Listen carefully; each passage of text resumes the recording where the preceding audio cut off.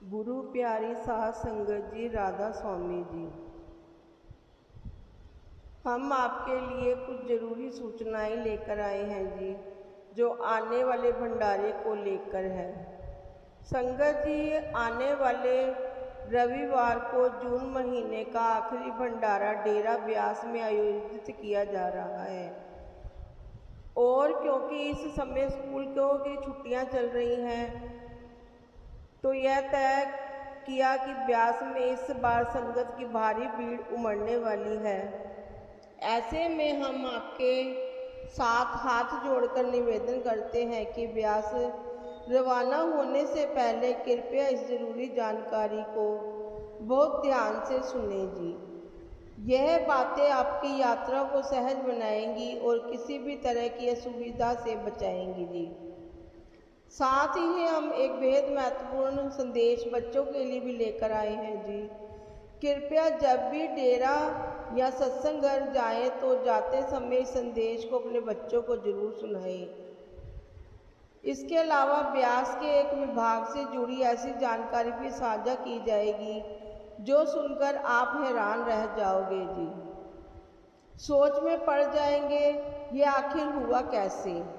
लेकिन इससे पहले संगत जी, आपसे अनुरोध है कि अगर आपने अभी तक इस चैनल को सब्सक्राइब नहीं किया तो कृपया कर ले जी और कमेंट बॉक्स में राधा स्वामी जरूर लिखें जी, ताकि हमें पता चल सके आप भी बाबा जी की प्यारी संगत का हिस्सा हैं जी। संगत जी, हर साल जून महीने के आसपास एक विशेष भंडारा डेरा ब्यास में रखा जाता है। यह भंडारा विशेष इसलिए है कि हम आपको बताएंगे और सबसे पहले आप जान लें कि यह भंडारा हर साल महाराज जी की बरसी की समृद्धि में आयोजित होता है, लेकिन यह साल भर के बाकी भंडारों से बिल्कुल अलग होता है जी। आमतौर पर जब भी ब्यास में भंडारे होते हैं तो शुक्रवार और शनिवार की शाम 4 बजे सवाल जवाब का सेशन होता है। सुबह बाबा जी के कार दर्शन होते हैं और फिर रविवार को बाबा जी सत्संग फरमाते हैं जी, जिसमें पहले पाठी साहब वाणी लेते हैं और फिर बाबा जी उस वाणी पर सत्संग फरमाते हैं। मगर इस खास भंडारे में जो इस हफ्ते होने जा रहा है, कुछ बातें बाकी भंडारों से बिल्कुल अलग है जी। इस बार शुक्रवार को केवल सुबह का सत्संग होगा जिसे पाठी साहब फरमाएंगे। शुक्रवार को शाम को ना तो कोई सवाल जवाब होंगे, ना कोई कार्ड दर्शन होंगे। शनिवार को भी सुबह का सत्संग भी पाठी साहब देंगे और सत्संग के बाद बाबा जी हजूर जी की ओपन कार दर्शन होंगे जी। लेकिन शनिवार को शाम को भी कोई सवाल जवाब का कार्यक्रम नहीं होगा जी। अब आपसे खास बात यह करनी है कि यह भंडारा दूसरे भंडारों से अलग कैसे है। रविवार को जो सत्संग होगा उसमें कोई पाठी साहब नहीं होंगे जी और ना ही कोई वाणी ली जाएगी। बाबा जी सीधे सत्संग फरमाएंगे। यही बात इस भंडारे को साल के बाकी भंडारों से अलग बनाती है। हर साल यह भंडारा जून के अंत या जुलाई की शुरुआत में पड़ता है, इसलिए संगत कृपया यही दिन देखकर अपनी यात्रा की योजना बनाएं। यह ना सो कि शुक्रवार को ही सवाल जवाब होंगे या कार दर्शन होंगे, ऐसा कुछ नहीं है। इस बार आराम से सोच समझ कर ही रवाना हो। अब 1 मिनट बात करते हैं उन संगत की जो रेल से ब्यास जाने की तैयारी कर रहे हैं जी। इस जानकारी के बाद हम आपको बच्चों के लिए क्या संदेश है वो भी बताएंगे जी। संगत जी, हर बार की तरह रेलवे ने इस बार भी संगत की सहूलियत के लिए 2 विशेष ट्रेनों का संचालन करने का निर्णय लिया है जी। सहारनपुर जंक्शन से ट्रेन नंबर 045 65 27 की रात को 8:50 पर रवाना होगी और सुबह 5:15 रात को 8:20 पर ब्यास स्टेशन से चलेगी और सुबह 3 बजे सहारनपुर पहुंच जाएगी जी। दूसरी स्पेशल ट्रेन हजरत निजामुद्दीन से 26 की शाम 7:40 पर चलेगी और दिल्ली सब्जी मंडी जैसे स्टेशन से होती हुई सुबह 4 बजे ब्यास पहुंचेगी जी। और 29 की रात 12 बजे ब्यास स्टेशन से वापस हजरत निज़ामुद्दीन के लिए निकलेगी जी। रेलवे का हम दिल से धन्यवाद करते हैं जो हर भंडारे पर संगत की सुविधा के लिए ऐसी सेवाएं उपलब्ध करवाते हैं। अब एक छोटी सी मगर बहुत ही ज़रूरी बात, और इस बार छुट्टियों के कारण भीड़ पिछले भंडारों से कहीं ज़्यादा होगी जी। हम सभी संगत से अनुरोध करते हैं कि अपने कीमती सामान, नकदी, जरूरी दस्तावेजों को डेरा परिसर के सुरक्षित काउंटरों पर जमा करा दें जी। वापसी में आप अपना सामान वहीं से वापस लेके जा सकते हैं जी। भीड़ में कौन किस इरादे से आता है ये कोई नहीं जानता, और अगर कुछ गुम या चोरी हो गया तो बाद में बदनामी डेरे की होती है जी। डेरा हमारा, हमारी अपनी जिम्मेदारी है, इसे संभाल कर रखना हम सभी का फर्ज है।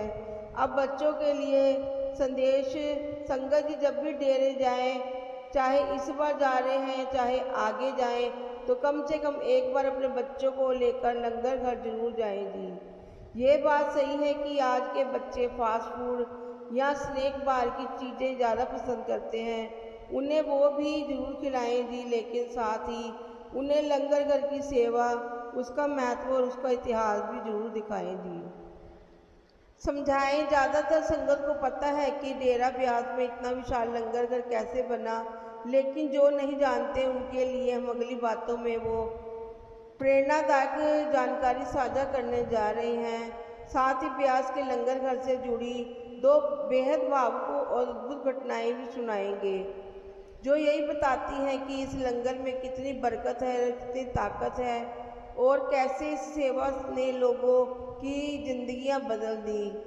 आपसे अनुरोध है कि आगे बताई इन सभी बातों को ना सिर्फ खुद सुनिए बल्कि अपने बच्चों को भी जरूर सुनाइए जी, ताकि उनके दिलों में भी सेवा, सच्चाई और नाम की और झुकाव पैदा हो सके जी।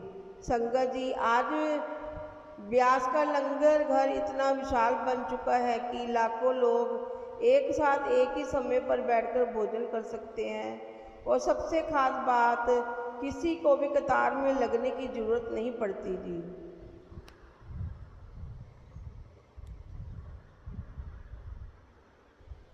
लेकिन क्या आपने कभी सोचा है कि यह अद्भुत व्यवस्था शुरू कैसे हुई थी? इस चमत्कारिक बदलाव के पीछे कौन सी घटना और कौन सी प्रेरणा थी? चलिए आपको इस सच्ची और बेहद भावुक घटना की ओर ले चलते हैं, जिससे यह क्रांति शुरू हुई थी। बात है सन 1951 की, जब हजूर महाराज जी डेरा ब्यास की गुरु गद्दी संभाली थी। करीब 14-15 साल बाद यानी 1966 के आसपास एक भंडारा आयोजित हुआ। दूर दराज से संगत जन ब्यास पहुंचे। उन दिनों में एक रात का समय था, सत्संग हो चुका था, सेवा हो चुकी थी, ज़्यादातर लोग अपने अपने स्थानों पर आराम करने जा चुके थे। लेकिन डेरा की उस रात में एक अलग ही हलचल थी। उस एक रात ने डेरे में बहुत कुछ बदल दिया जी। रात के करीब 1 बजे बाहर से तेज आवाज़ों के कारण महाराज जी की नींद खुली। जब वो बाहर निकले तो उन्होंने जो दृश्य देखा उसने हजूर महाराज जी को भीतर तक झंझोर दिया। हजारों संगत जन लंगर के इंतजार में अब भी लाइन में खड़े हुए थे। कुछ को खाना मिला था, कुछ को खाना नहीं मिला था, और बहुत से भूखे पेट अपनी बारी के इंतजार में थे। यह देखकर महाराज जी का दिल जैसे भर आया। उन्होंने घड़ी देखी, रात के 1 बज चुका था, और उनके मन में यही सवाल घूमने लगा कि क्या यह ठीक है कि उनकी प्यारी संगत को इतनी देर तक भूखे रहना पड़े। महाराज जी सोच में पड़ गए कि मैं आराम से सो रहा था और मेरी संगत आधी रात तक भी भूखी है। उस रात ने महाराज जी को झंझोर दिया। उस पूरी रात महाराज जी को नींद नहीं आई। वह विचार में डूबे रहे। फिर उसी रात उन्होंने बड़ा फैसला ले लिया जी। उनका संकल्प था ऐसा लंगर घर बनना जो इतना बड़ा हो कि कम से कम 20,000 लोग एक साथ बैठकर आराम से भोजन कर सके जी, और किसी को भी इंतज़ार ना करना पड़े। उस समय डेरा का लंगर घर बहुत ही सीमित था। एक समय में मुश्किल से 1500 से 1800 लोगों के लिए ही जगह थी, लेकिन महाराज जी की दृष्टि बहुत दूर तक जा रही थी। उनकी दूरदर्शिता ने अगली ही सुबह कमेटी की मीटिंग बुलाई और एक इंजीनियर को बुलाया। जब महाराज जी ने अपनी योजना उनके सामने रखी तो इंजीनियर थोड़े हैरान हुए। इंजीनियर्स ने कहा कि महाराज जी, बड़ा लंगर घर बनाने के लिए बड़ी ज़मीन तो लगेगी ही, लेकिन वो ज़मीन समतल होनी चाहिए। आसपास तो पहाड़ी इलाका है, टीले हैं, समतल ज़मीन बहुत कम है। महाराज जी मुस्कुराए और कहा, आओ मैं तुम्हें एक जगह दिखाता हूँ। वह उन्हें डेरा परिसर के पूर्वी हिस्से में ले गए। वहाँ एक बड़ी सी ज़मीन की ओर जब वह गए तो इंजीनियर ने निरीक्षण किया और कहा, महाराज जी, यह ज़मीन तो बहुत ही उबड़ खाबड़ है, कहीं गड्ढे हैं, कहीं धंसी हुई है। अगर इसे समतल करना है तो इसमें कम से कम 10 से 12 साल लगेंगे। महाराज जी ने गंभीरता से पूछा, अगर हम पूरी मेहनत और लगन से काम करें तो क्या इसे समतल करना मुमकिन है?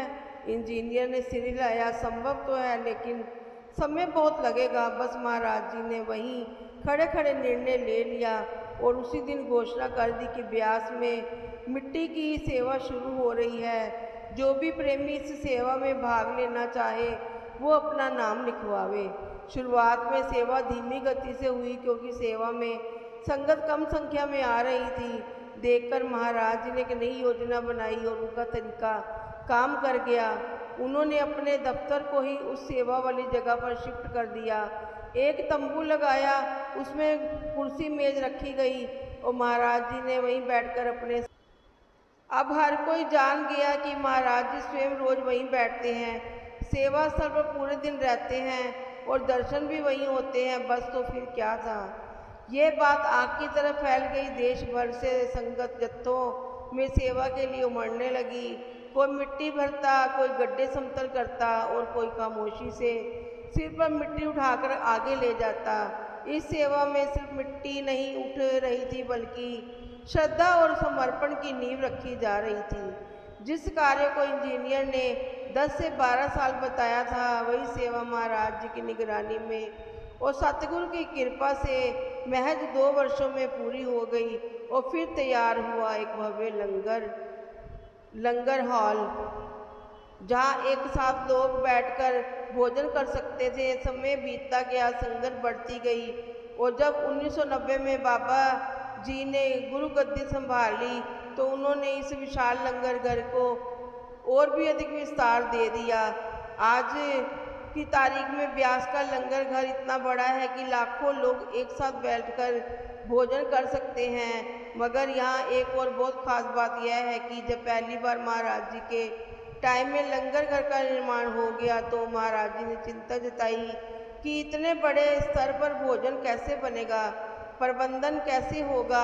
फिर महाराज जी ने फरमाया, जब संगत डेरा आए तो अपना राशन साथ लाए, खुद पकाए और खुद खाए। संगत ने इस बात को सिर मत्थे लगाया जी।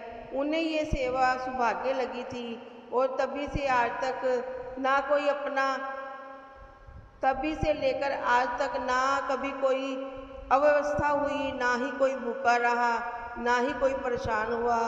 आज भी लाखों प्रेमी आते हैं, अपने हाथों से सेवा करते हैं, राशन लेकर आते हैं, रसोई में मदद करते हैं और किसी को भी यह भी महसूस नहीं होता कि इतनी विशाल व्यवस्था कैसे चल रही है। ये सब सिर्फ सेवादारों के प्रेम, समर्पण और सतगुरु की असीम कृपा का ही चमत्कार है। राधा